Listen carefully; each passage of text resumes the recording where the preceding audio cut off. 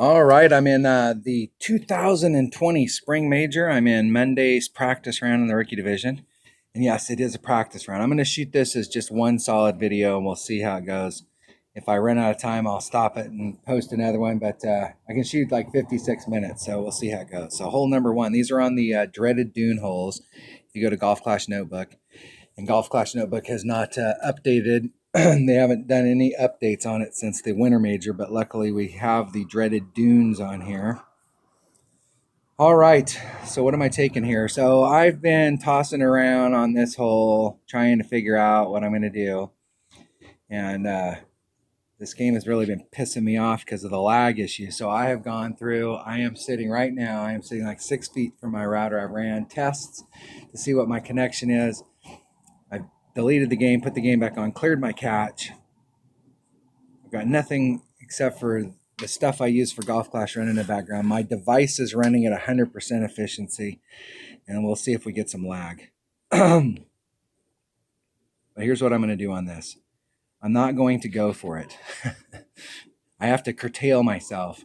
This is a par 4, okay? And we need to get an eagle.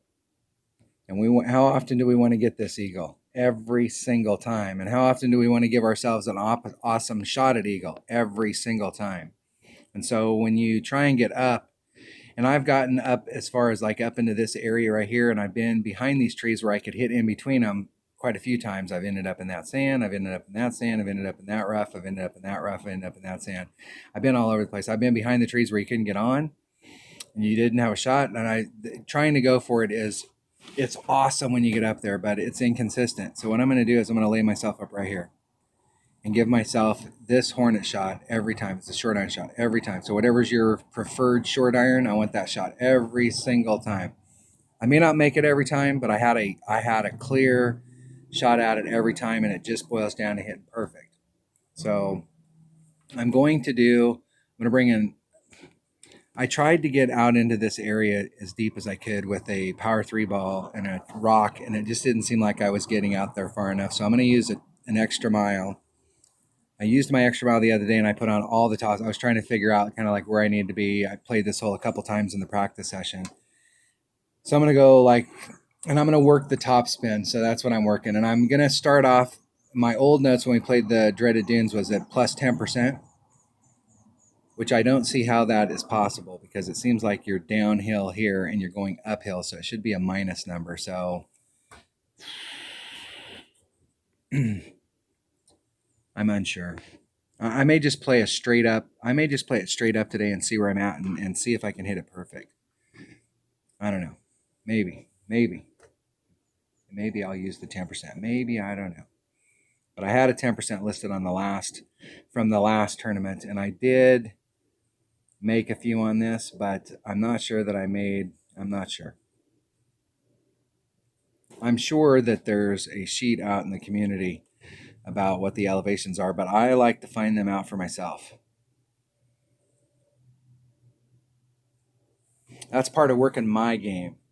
So everybody complains about or not everybody, but a lot of people complain about the rinse, wash, and repeat shots. A lot of these shots are rinse, wash, and repeat shots, especially drives. But the shots going into the cup, you have to work them out for your clubs, and that's part of learning how to play the game and being able to adapt. So any numbers that you start off with at the beginning of the week, any numbers you see out there in the community, those are great. Those are great places to start. But if you're hitting perfect shots and they're not going in the cup, you need to move off those numbers. You need to make adjustments. This is why it's so important to record your own gameplay. Because if you take a shot and the wind's blowing to the left, like it is here, and you take a shot and you hit it perfect and it ends up to the left, then you need to add more wind. If you end up to the right, then you need to take wind off.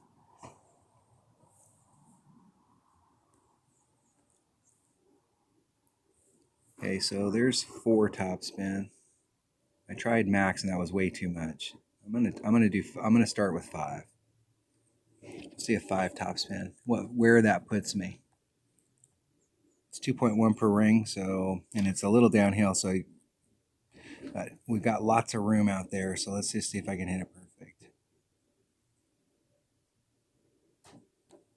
Hitting perfect. So far, no lag.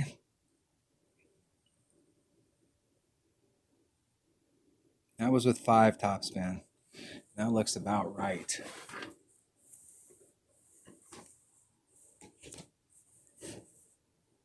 Five topspin. We'll start with that number, taking the wind out. The goal is to get down there close to that rough, but not to take any risks of getting into the rough. I'm not one of those players that wants to get 2 inches away and have that heartbreak, have that heart attack every time. I'd rather be in the fairway every time. Taking the shot with a claw. I like the claw. I'm going to try the 10%. That's what I had written down before. I just can't believe that this game cracks me up because we have all these downhill shots and we're adding on wind, and there's a bunch of uphill shots, and we should be taking wind off. But we'll see. 2.7. Where am I at in my club? There's minimum. There's max. So I'm at about mid club. So divided by 1.75 is about 1.7 rings. Just a titch of backspin. Get right up on the hole.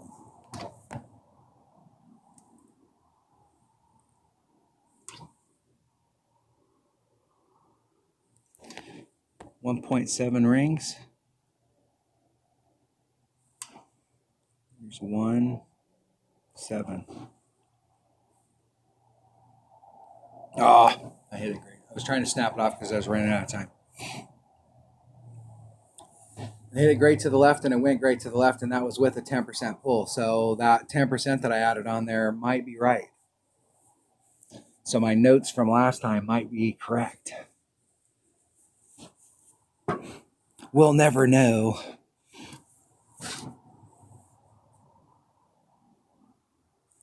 I need to make a note here that I'm in mid club, mid hornet. That way I don't have to check next time. That way it'll go faster. 1.75 per ring. That way I can clean my notes up after this round and set up a set of notes for the qualifying round.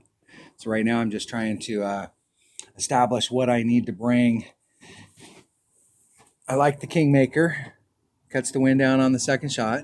The wind that we have right there is blowing not quite due tailwind. If I got out to the right a little bit more on that shot, I could probably get it to the point where it was due tailwind, but I'd probably be closer to max club than I'm going to play these par threes because today is just about practice. Okay, so I've got a Kingmaker here, and I'm pretty close to the spot. So it looks like on this hole, a 3 power ball might be a good choice.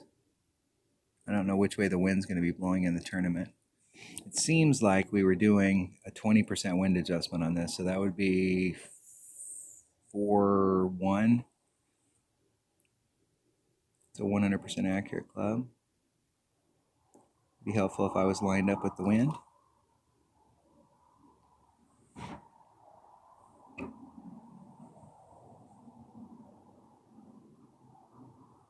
Hitting it perfect. That was with a 20% wind adjustment. In the hole!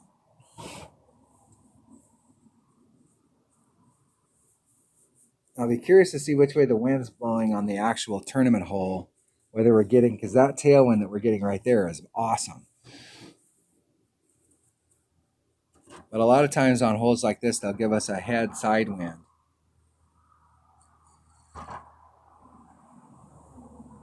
What I like about the tailwind right there is several things. Number one, you can make a slight mistake when you got almost a pure tailwind. And let's say you got the math wrong and you actually accidentally drew for a 3-6 wind instead of a 3-4. You drew for a 3-2 instead of a 3-4. It's not going to kill you as this tailwind. the ball's still going to be pushing forward, or it's still going in that direction. But when you have side wind, it becomes a much more critical adjustment. The other deal is that you may have to adjust to pull out the wind on the sand side, and it'll throw your shot off. So what I'm practicing right now is that rough bump, but I want to see which way the wind's blowing in the tournament, because if the wind's not blowing the way I like it, I really want to do that rough bump though. We played that rough bump practice. Me and one of my teammates practiced that, and we're killing the hole-in-ones on it. All right, that was hole number 1. And I'm not going to have time actually to play all of the shootouts. Not if I'm going to shoot one solid video. What was I thinking? All right, hole number 2. Hole number 2. Da, da, da, da. Watch, this will be hole number 2, is the hole we just played, right?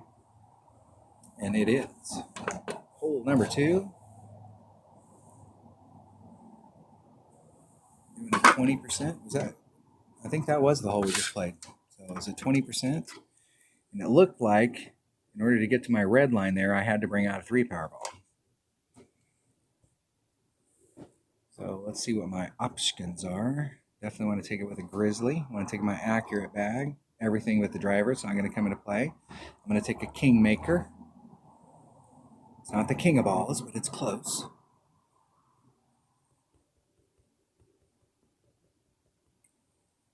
Clearing a slot. Looking for commons. Want to replenish those 300 commons every day for the prism chest. Working on epics.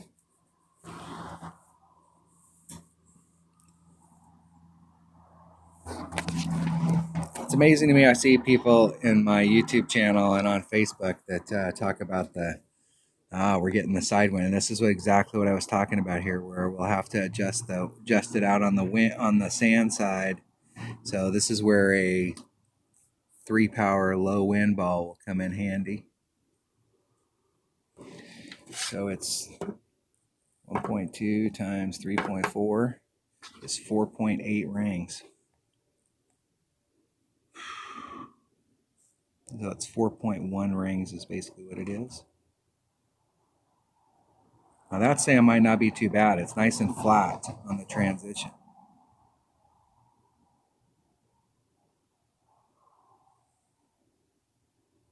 Hitting it perfect. And let's see if I get similar result here. Very nice. Very nice. Hole in 1. Damn, I might actually have to qualify today.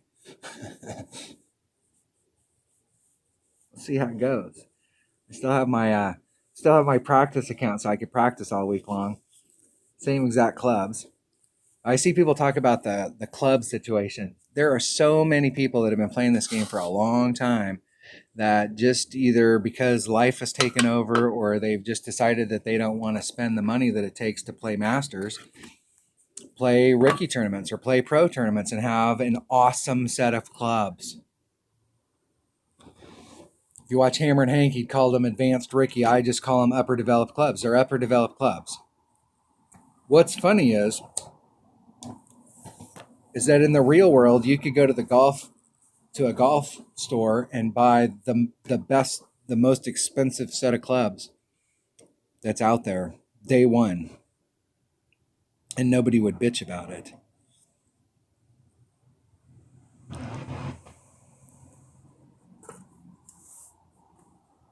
My teammate Des posted some stuff after his last win, and somebody was on there and was like, like with rookie level clubs.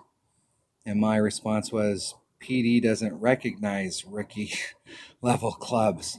You can play, I posted a video on the bracketing, and I showed my odd bracket where it's every single person in there is a Masters, and the amount of cheddar that they've won and how many games they played, you can tell kind of how good of clubs they have, and everybody in there's got clubs as good as, if not better than my clubs.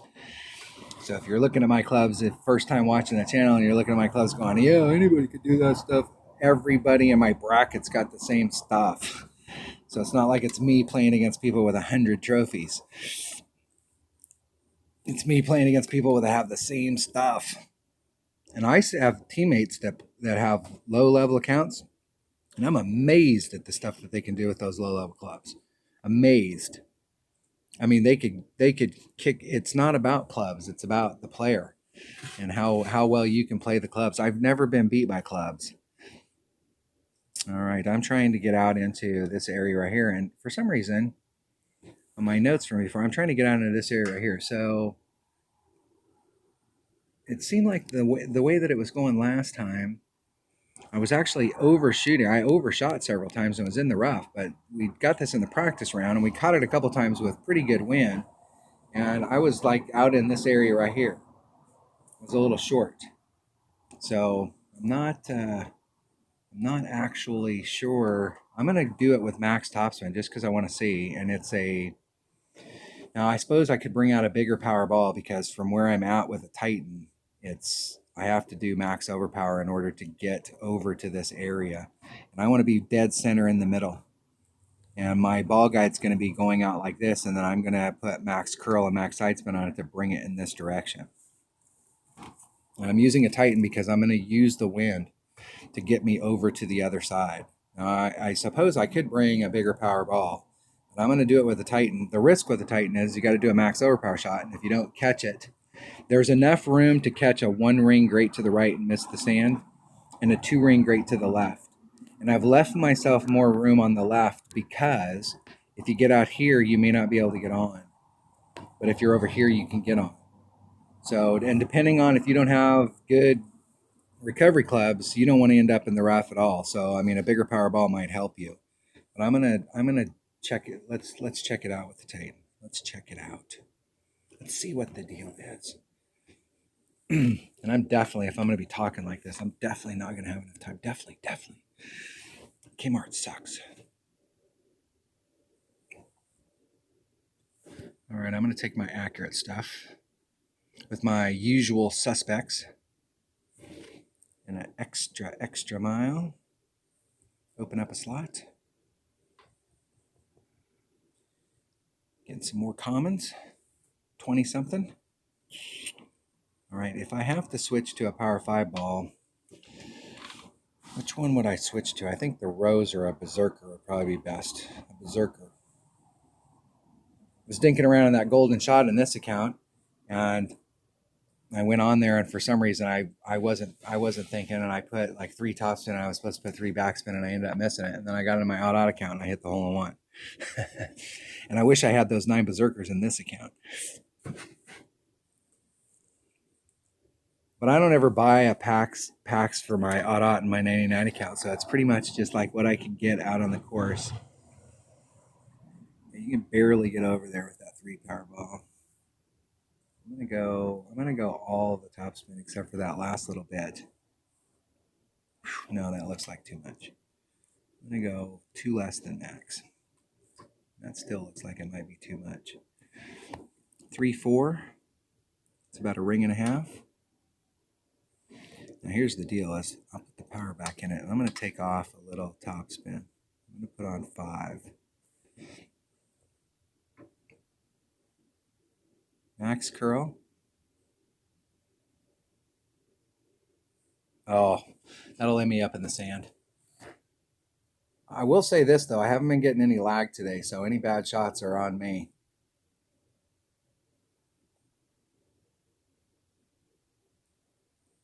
I think for safety's sake, I'm going to switch up on this hole. That was what I had on my notes from the Dreaded Dunes tournament. And the deal is that the first time holes come out, they play pretty tight because everybody's trying to learn them and we have a limited practice session. And then we get these holes again. So like in the Dreaded Dunes tournament, really, if you shot a -30, that wasn't a guaranteed win, but you put yourself in a position to win, and you were pretty much going to win a banner. If you shot a 28 or 28 to a 30, a 28 or a 29, you had a pretty serious shot at a banner. But I think the way that it's going now is because everybody's had more time to really focus on the par 3s and really kind of work out some of the stuff that you're going to have to shoot a 30 or better. And I think on this hole right here, You can really help yourself out by bringing out a Power 5 ball so that you can really go for it.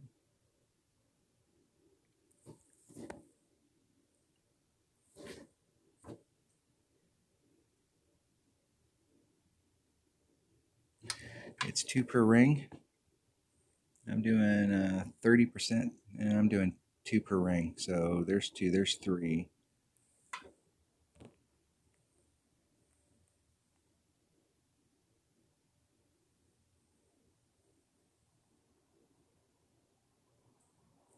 Hitting it perfect. Let's see if I got my wind adjustment right.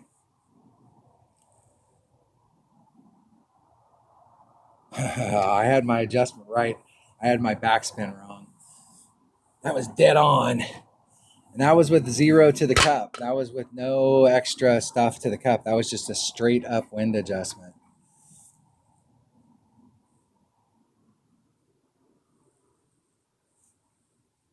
I'll have to go back and look at my Spitfire numbers. My Spitfire, I play my Spitfire and my Nirvana the same, but the numbers on my Spitfire are actually different. So I need to go back and kind of look at the Spitfire numbers and make sure, like, do the math and see what the true deal is. I have a lot of success with my Spitfire with the numbers that I use, but for simplicity, because I'm remembering all these numbers. Very nice, close. A little bit of lag there. At least I've been getting lag. I got lag so bad in the 9-hole cup that I couldn't even tell where the needle was going to go. I was releasing and it was at perfect, and then it would snap over and it would be a slice.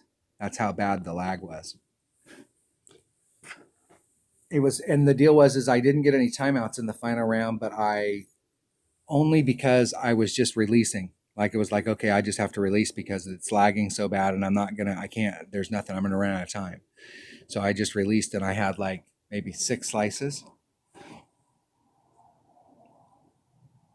It was bad. It was to the point where if I can't get rid of the lag, or if the game something doesn't change in the game, it's frustrating when you go out there and you've practiced and I will admit that I didn't practice a lot for the Origin 9-hole cup. I was more focused on wanting to play this, but it was so discouraging. I'm not going to practice this hole. I think this hole right here is a Goliath hole. So when we get on this hole, I'm going to bring a Goliath on this hole. And I don't normally play with a Goliath, but I think because of all the topspin, you can do a rough bump on that hole. Good luck in the tournament.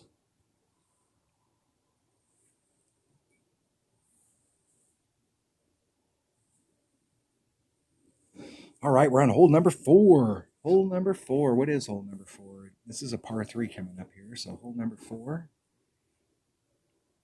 And that is the hole we were just looking at. I think I'm going to try it. I don't know which ball that I need to bring, though.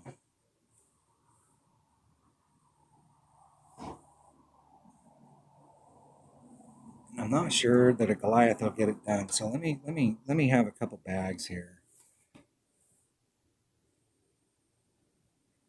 Seems like I'm going to have to bring a lower powered ball in order to pull it back there. I'm going to take one bag. I'm going to take my utility bag with a Goliath in it. And this Goliath hits 1.9 per ring, so it hits the same as my Saturn. If I bring a Marlin, it's 1 wind, 1 side spin. I may be able to do it with a Quasar. Might give me a little more side spin option. We'll have to see what the range is out there. I'm going to just use a standard ball so that I can figure out what power I need. If I can't get it up there with that, then I'm going to switch over to, let's switch that to a Goliath. Let's actually select the Goliath. I got a Saturn, I got a Grizzly, so I've got all my bases covered here. But I'm going to start off with a Goliath and a 1 power ball and see if I have enough top spin, because it is the club with the top spin. I don't think there's anything else that's got the ball guide. I know this doesn't have top spin. I know what the Saturn's got, the Backbone's got, the Grim Reaper's got, and the Grizzly's got, so that is the club. That is the club. So let's see here. Hole number 4. I'm going to start off. My notes on the last tournament said a 10% wind adjustment to the cup. So we'll start off there and see where it takes us. Goal is to try and hit perfect. I'm less concerned about it going in the hole than I am about hitting it perfect so that I can see where I'm at and if where my adjustment is leading me. I mean, if I end up in the hole, then that tells me the adjustment's good. But if I don't, that's okay.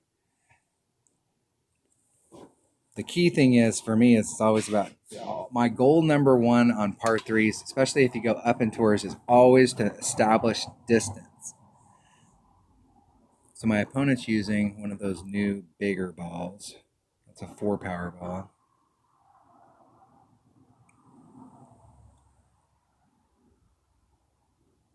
The thing I don't like about over there is if you want to get yourself going straight at the cup, your second bounce is like right off of that sand. So if you hit a great to the right, or excuse me, a great to the left, you're in big trouble. And this head side wind is not making me happy either. So it's trying to push you towards the sand. Isn't it perfect? Let's see if they can get what they're looking for. Not too bad. Not too bad. That might have been just taking off a little bit more wind, adding an elevation adjustment. Times 5.1.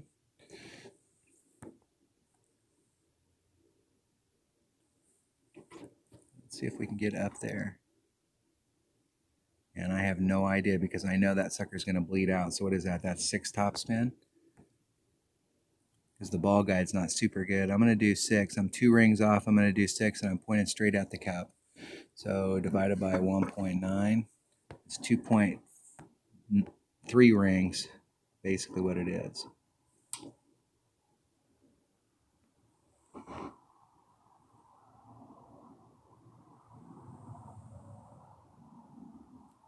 Isn't it perfect? That was dead center perfect too.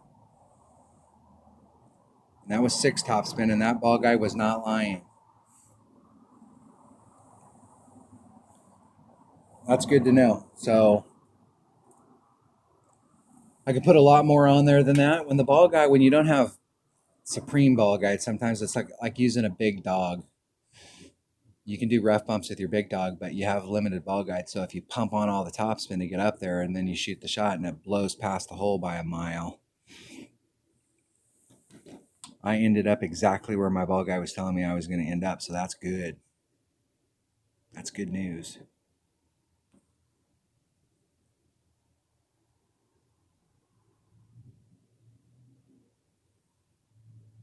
Hell, I was having a hard time taking putts the other day. The lag was so bad. So I'm happy in a couple of respects right now. I'm the lack of lag is really, I'm hitting a lot of perfects because I'm not getting lag. And that's the problem that I have a lot, is that I can't deal with that lag. That lag's killing me. I'm going to try a rough bump on this shot too. I might end up doing a rough bump on all 3 of these par 3s. I will not practice. I will not practice that. Save a little video time. All right. That was hole number 4. How much time we got here? Oh, we're good. We're good so far. Hole number 5. Hole number 5. Let's go check it out. The dreaded dunes. I'm sitting on my back porch. It's a little chilly out, but it's nice out today. I can see the Capitol building. It was a very nice day. Slightly overcast, but not too bad. All right.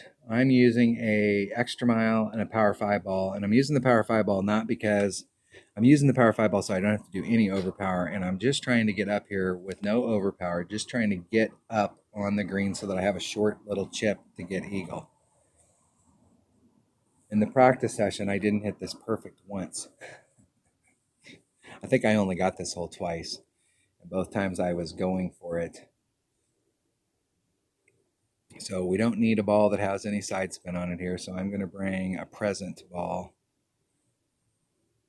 Let me write that down on my notes. Write a present. I bought these balls for myself at Christmas time. I bought myself a present.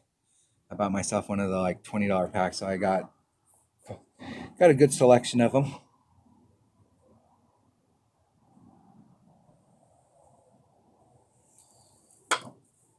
The difference between playing up at the top and playing down here at Rookie is last year my accountant said I spent $174 on Golf Clash. Now I get about $5 a month for free by doing the Google Opinion Rewards. So I got another $60 from the Google Opinion Reward. So it was like $230. So about $20 a month. So if you think about it, like going to the movies. Extra Mile 9. Awesome. Let's see what they can get done with the Power 5 ball and an Extra Mile 9. They should be able to. I don't think they put on all the topspin. Just taking the wind out and trying to hit it perfect.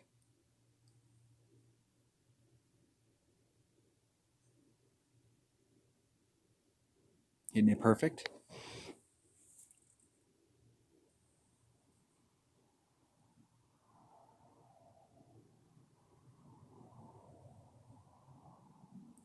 That wasn't quite all the topspin.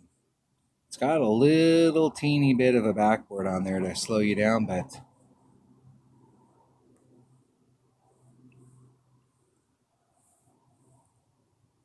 that's all the topspin. I'm gonna put as much as I can get on.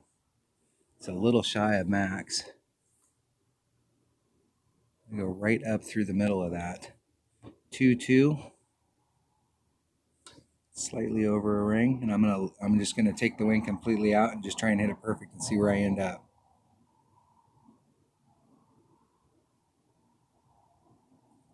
Hitting it perfect. Now if I'm short, I can put that little teeny bit of power back in there. If I'm long, I can take a little bit out. And I kind of like that spot.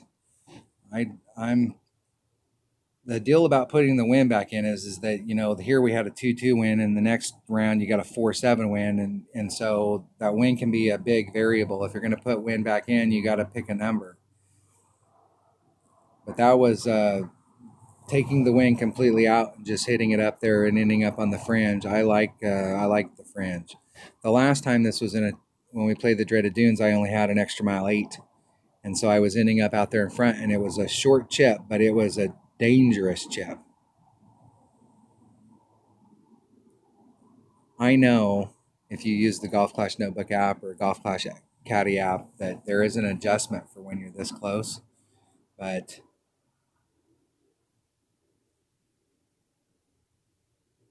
I've played this game long enough that when you're close like that and you think that wind is a factor, from the flagpole to the edge of the cup is about 4 miles per hour.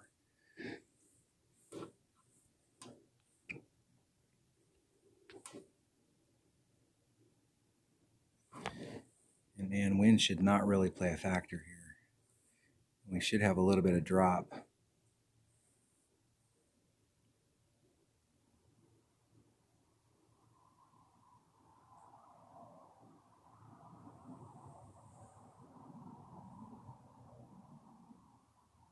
Oh, I hit it great to the right. And still in the cup.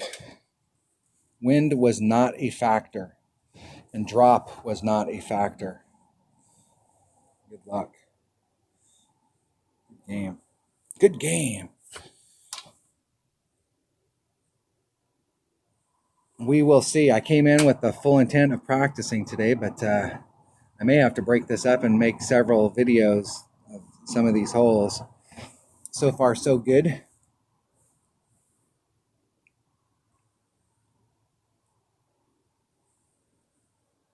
Game. Good luck. All right, what hole are we on now? We're on hole number 6. Dreaded Dunes. What do I have for notes for hole number 6? So let me make a note here on this one. It's max, top spin, max, left side spin. Okay, hole number 6. I'll go back and watch these videos too, and it'll let me know that I didn't have quite all the top spin on because I was trying to get a little bit of that side spin on there. Hole number 6. This hole right here, I swear, is going to eat people's lunch. And I know that I'm giving up. Like, if you can get out into this area down here, if you want to take some big shot and you get out into this area that you're giving, that I'm, you've got a shot for Albie, several different types. If you get out into this area right here, you can come out it and you can go get on the other side of this right here with a sniper. And it's not a bad shot. I've taken that shot. I practiced that shot quite a bit. And the deal is, when you're coming down to the green right here, from this spot right here, this would be 1, this would be 2. So 1 is up here, and it goes way down to the green. And it wants to do the slide thing. So it's not that it's a difficult shot to set up. It's just if you take this shot one time, you'll know exactly what I'm talking about. It's going down that little hill, and the ball guide's not necessarily lying to you, but it's kind of lying to you. Because the ball guide digs in down here, and so it responds a little different than what it's showing you. If you can get way out in here where you can come at it from this side, you've got some options when you get out into this area. This, to me, is no man's land. If you end up in here for whatever reason in the fairway, you're kind of in trouble. You've taken this shot out of play, and this shot's a little bit too far away for you. But I swear that people are going to get caught up. I mean, look at this fair. Look at all the fairways that we have, and then look at the narrowest fairway out there. I won't highlight it. I won't show you where it's at. Okay?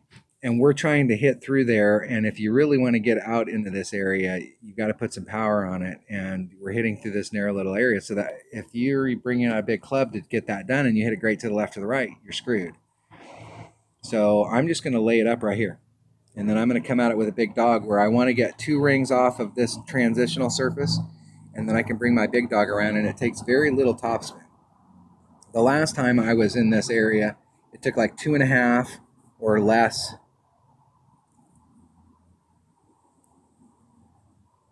So I've got 2.5, I've got 2.5 less than max topspin.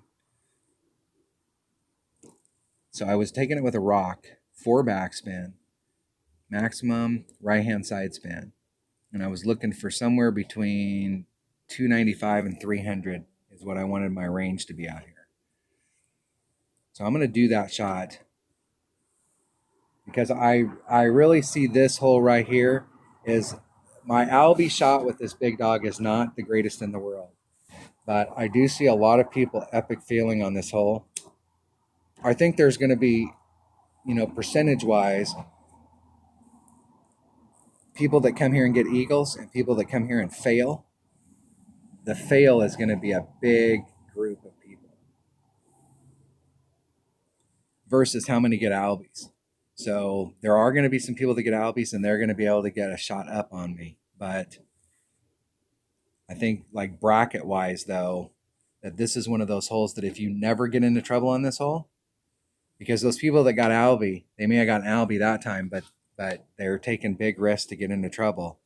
And, they may have got an Albie on the front, and then they end up getting a birdie on the back, and so it levels out. And if I can get an eagle every time, I'm really, this is one of those holes that when you talk about risk versus reward, the reward here is getting an eagle every single time you get on this hole. I mean, and that's a choice here's what's cool about being a golfer is that's a choice that you get to make. Like, where are you going to take your risk? Like, what holes do you feel like are like the hole to take the risk on? And I've played this game long enough to know that holes like this, if you go for that risk, you're going to get bit. And all it takes is getting bit in a weekend round to completely ruin your entire week's worth of effort. So it's 4 backspin, maximum left-hand side spin. I want to be about 5 rings off. I want to be way in the hell, maybe 6 rings off. I do not want to risk anything here. 3.1. And I might actually be in risk right here because this club has changed since the last time we played. Hitting it perfect. Let's see if I can get into the 397 or 297 to 300 range that I'm looking for.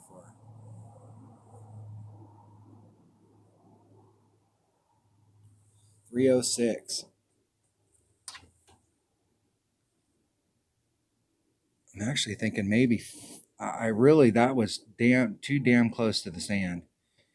And the reason I'm saying that is that this is a layup shot, and the worst thing that can possibly happen to you when you're doing a layup is for you to tank the layup. Because if you're doing a layup shot, you have got to get that layup shot to get where you want it to get. Very nice shot by my opponent. If you hit perfect all the time, you're laughing at me right now, and you're like, dude, what are you doing? Just hit it way out there, man. You got a serious shot.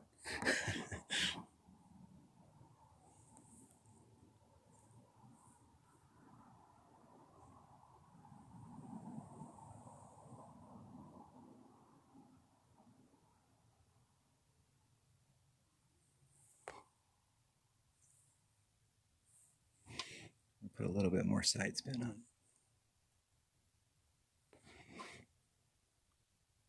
Come over just a little, give myself a little breathing room. It's 2.0 per ring, so it's about a ring and a half. I probably should be doing an adjustment, but it's gotten dark outside and I can't see my notes. Hitting it perfect. See if I got that topspin right. I could put a little teeny bit more on there, but see how it drops off on that backside over there to the right? I've hit this green, and if you go past it, it'll drop off to the right-hand side really hard. And I'm okay with taking the shot from where I'm at. And you can see why my opponent went out there. You have got to respect par fives. And this is why I encourage you all to save your power three balls, your Titans, your Kingmakers, and not play them during one-on-one. So that when you come out to a hole like this, you should never walk out onto a par five without a big ball. And my opponent is in the hole. Fantastic. Nice shot. Nice shot. Very nice. And I know they got it done with the katana, but you would have had, if you're a little shorter where you want or whatever, there is no downside to having a power three ball. Very nice. Very nice. That works awesome. Good job. Got me an eagle. I'm always excited when my opponents come out and they have good stuff and they play good. I mean, I'm always excited about that. I never want to interrupt them. That's why it always cracks. It doesn't crack me up. It pisses me off when people come out and they're emoji spamming you during the tournament. Like, what kind of person are you in real life when you do that kind of stuff? You're playing in a tournament, man. Your opponent goes out there. I didn't have to take that chip shot because my opponent made that albie. Do you think I'm not excited for them? Hell yes, I'm excited for them. Hole number 6. Hole number 7. Let's see my notes here. Let me look at my notes. What do we got here? Hole number 7.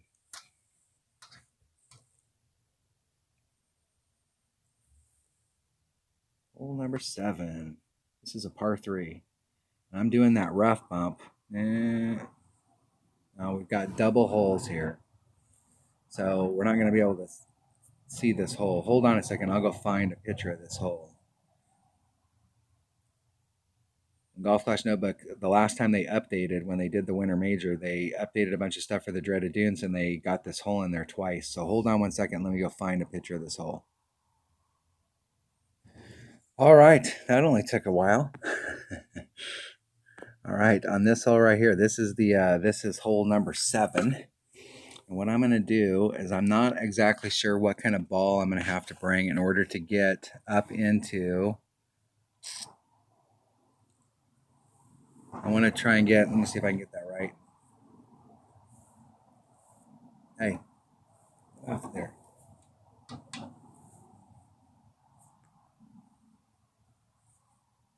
I'm trying to get up into this area right here to do a rough bump. Now, where I would prefer to get is in this area right here at the top so that I have maneuverability to the left or the right. I'd like to be all the way at the tip.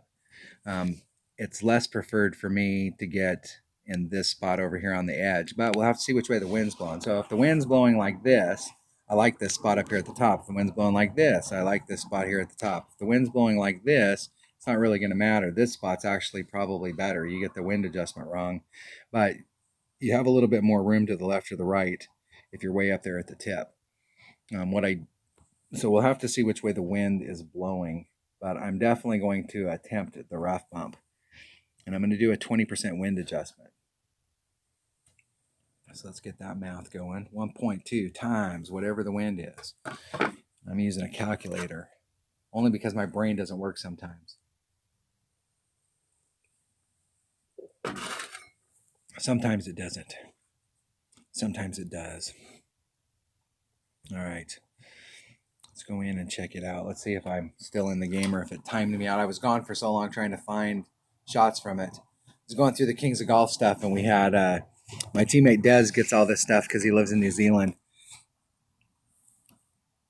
We have teammates that live all over the world, which is awesome. And I've talked to a lot of them, not all of them. Let's see, what are we using here? I have no idea as far as ball. I'm going to start off with a Kingmaker because I have no idea where the red line stuff's going to be, and I'm going to bring a Grizzly. Let's make sure I have a selection here. I do have a selection. I'm going to start off with a Grizzly and a Kingmaker, and we'll see what ball we need. Let's make sure I don't have anything else written on my notes. Possible rough bump, 1.9. That was if I was using a Saturn. The last time we played in this tournament, the Grizzly was not an option, and I was backspinning. I just stuck it up there with backspin and went and just got my birdie and left and went to the next hole. But we have a much better club that we can use now, so it is a 20% wind adjustment. Let's roll. Roll in, roll in.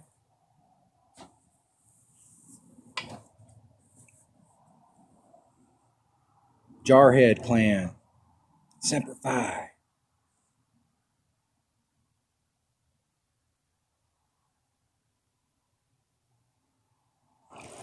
All right, take deep breaths. Breathe in, breathe out. Breathe in, breathe out. Hopefully everybody had a good off week. I did. Even though I had the lag issues on the 9-hole cup, I didn't really play that much last week. I had a bunch of stuff going on. We're not super busy. We're about a month and a half behind because of the coronavirus, but we are getting busy. I had a job today. I worked for 6 hours and put in 30,000 steps.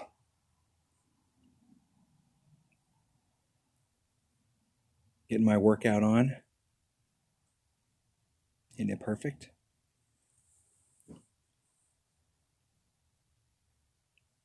And that's going to be, I will never demo for you guys. Well, there are a couple of racetrack holes. I can't say that, but usually hitting off of those hillsides like that, if I can avoid that, that's always good. So there's my red line. So I could actually probably bring a katana. Which way's the wind blowing? Excellent. Whew, boy, there ain't much room down there.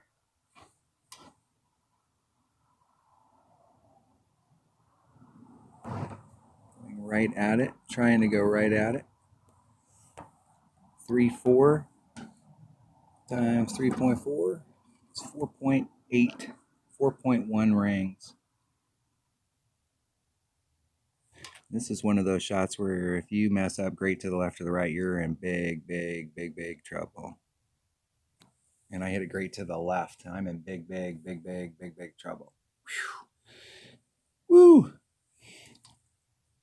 But that 20% looks like it's right. But I'm going to change that shot around because that's the first time I was more worried about what ball to bring there. So I need to write down katana. Katana will work.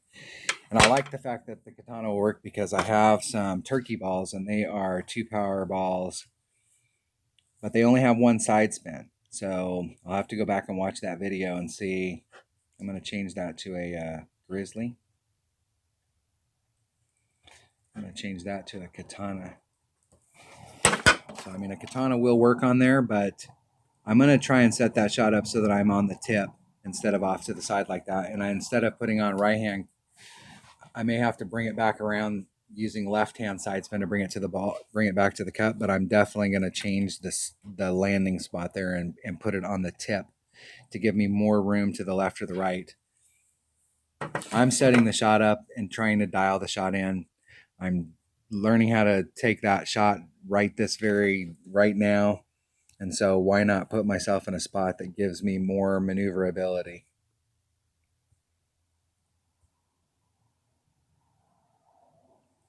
I'm not a big fan of being really close to transitional surfaces. For people that have watched my channel for a long time, they know the deal. I mean, I'm part of why I'm successful is I don't end up in trouble a lot. And I don't end up in trouble a lot because I give myself a lot of room for maneuver. I never try and pinch up. That's what cracks me up about people when they set shots up is they're like right on the edge. They're like, why is that the only spot? Move it over a ring and a half and then change the spin on it. And that spot will work just as well. And you gave yourself a little maneuverability. All right, I'm going to stop the video here. And I'm going to fire it back up. That way we won't run out of time in it. And I will post 2 for this. So thanks for watching.